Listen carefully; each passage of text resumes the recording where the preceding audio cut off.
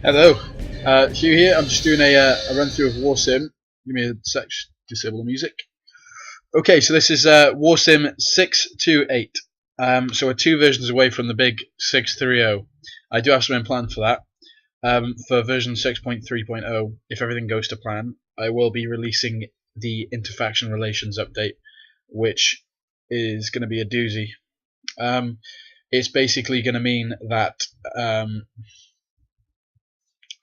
factions will have intertwined relations with each other. So just like you have a sort of faction relation that doesn't really do much at the moment, aside from tell you whether you're at war with them or not. Every faction will have an opinion about every other faction. There's just going to be lots of new faction consideration things. So, for example, if there's a randomly generated Goblin Kingdom, they're going to be okay with the two Goblin Kingdoms, Iraq and the Crypt, most likely, but they'll probably hate everyone else. And xenophobic kingdoms will be really horrible to people. Anti-slavery kingdoms will not like slavery pro kingdoms. Humans will like other humans most likely, but they won't like reaving humans because reaving humans will reave everyone, etc. There'll be lots and lots of things to consider. And at the end of every single turn, just like you get to choose to attack somebody, every individual group, so all the independent kingdoms, the two clans of goblins, the rebels, and the bandit horde and the bandit gangs will get to choose a group to attack. And this will also further affect relations. So, for example, if you went out and you attacked the bandits, then the next turn you attacked the goblins, then the next turn you attacked one of the independent kingdoms, and you're just stepping on everyone's toes, they will probably all come after you because you'll be the most hated person.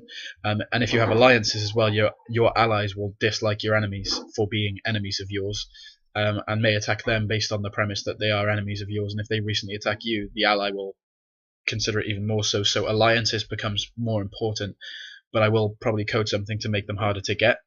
But yeah, so it'll mean that the game is actually finally, for once, we'll have a real challenge. I mean, the Demon Horde is quite a challenge, but it's so easy to survive in the game, and that won't be the case when this new update comes out in 6.3.0. You will have to be very careful about what you do, especially earlier on in the game when you're a small fish. But yeah, so enough talking about the future. The current version of the game, 6.2.8. What have we added? So I fixed a strange bug where Hobgoblin kings had no faces. They were just given question marks, and I couldn't understand why. And I realised in the game code I'd misspelled the thing that looks for Hobgoblin faces to search for a thing called Hobogoblin, which obviously doesn't exist. So we fixed that. I've fixed spymasters, where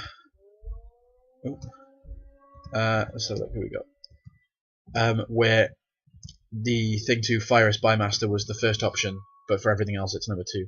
And secondly, when you fire a spymaster, it kicks you out, whereas before you could stay in and do some weird things with the now fired spymaster. So that's been solved. I've also added 6.3 million troll faces. So there's a new type of face, a troll face. They're a bit different to what we used to, but I do plan on adding more variation to them because they are kind of samey looking within reason. So yeah, troll faces, they're a bit more brutal than most of the other faces we got. I've added the troll face generator obviously to the generators, and then if we go to the stats screen, it's been rearranged a little bit, and now it also stores how many fights have taken place in the arena, how many hits have been made during those fights, how many individual punches have been found, and how many cheats I've used. So if we play the game a little, let's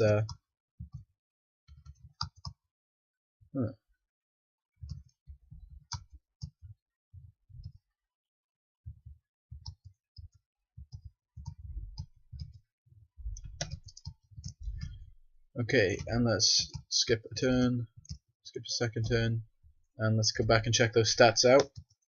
So there have been a total of 12 fights and 180 hits. I can tell you exactly what fights those were as well. Every single turn, there is 6 fights by default in the arena. 1 in the arena of Aslona to decide the Grand Champion fight basically, and then also the Grand Champion fights in the 5 independent kingdoms. Even if they don't have an arena, it's still coded to happen in the background, because every kingdom has a champion, even if they don't have a champion or an arena. They have like a background champion just because of the way the code works. And each of them have to have fights to see who is the champion or who remains champion, and it registered the 3 cheats I used as well. 2 years have passed and 524 seconds. So yeah, start screen. It's just a thing to do for a laugh. You know, if you're curious about things and you wanna see the ins and outs of your save. They are save transferable as well, so this will transfer to your next. If you reload, it'll still be there. It's not for a single session. I've nerfed, thanks to the suggestion by one of the Reddit users, I've nerfed the joining rebellion fleeing problem we have, where you're meant free to join the rebels, but everyone flees to join the rebels, and it's really overpowered. I didn't realise quite how overpowered it was until I looked at it and thought, oh yeah, no, that is quite a problem. So what I've done now is, instead of all of your soldiers or peasants fleeing to join the rebellion, a small amount of them will like a random amount of them will consider it, but most will most likely remain. Also, if you don't pay the wages of your soldiers, you will receive negative public opinion finally, because I mean that should be a given. I've modified slave revolts so that now, before it was just if you had more slave soldiers than all other units combined times 2, then so if you had 10,000 slave soldiers and only 5,000 soldiers, peasants, knights, etc., then there'd be a slave revolt. But actual slaves themselves didn't make any factor in it, just slave soldiers, and I don't think that's right, because obviously slaves want their freedom just like slave soldiers do. So I've added it so that slaves also impact that figure. And when the slave revolt happens, there's a chance that a few of those slaves will turn into slave soldiers or rebel slave soldiers and join the fight against you. I've added 2.9 trillion, so almost, I mean 2.98 trillion, so pretty much 3 trillion new zombie faces. I mean, we can have a look, but I mean, you're not going to see much of a difference noticeably between. That's the thing with face generators. You when you get to a certain level, adding one face adds an extra 10 billion, or adding one tiny little detail adds an extra 10 billion possibilities. So it gets to the point where there's nothing crazily different about them. Like the face structures change a little bit more, but yeah, they're all just creepy ghoulies. What else have we added? Mercenaries. There was a thing that was put in the game a long time ago, which was in the mercenary policies, which was the ability to have large mercenary groups, so you can force them to be small or big, and it meant that you would get mercenary groups spawning that were massive and could take out factions. Well, that's quite a big perk to get, and it was no cost to you, no expense, no nothing you had to do to get it. You could just outright decide, oh yeah, these external groups are going to change for me, and I didn't like that. So now it's a grant which you have to pay 2.5k per turn towards to keep it up. So, you know, not desirable for a smaller faction to be able to. It'd be difficult for you to do that, and you will probably cancel it after a while. Okay, random currency generators. That was one of my flagship features of this update. We can see the random currency generator in action if we if we go to random generators, random currency generator. So this won't work completely because it's supposed to work alongside races. So if you see one with a space behind it, let's find one. It doesn't want to do that for me now. Now that we're strange actually. But yeah, so let's have a look. So we got randomly generated currency: stone drakes, coppers, golden pods, old crescents, golden valors, golden gots, silvers, silver kings, gold platinum marks, grand stivers, golden teeth. So the random currencies will be distributed among the factions in your game. So if you have a look at the ones I've got here that have generated in my world, okay, they won't have any because they're uncivilized, nor will they. Let's see what currency the wooden halflings use. So they use a currency called golden tat. Ashens would be proud.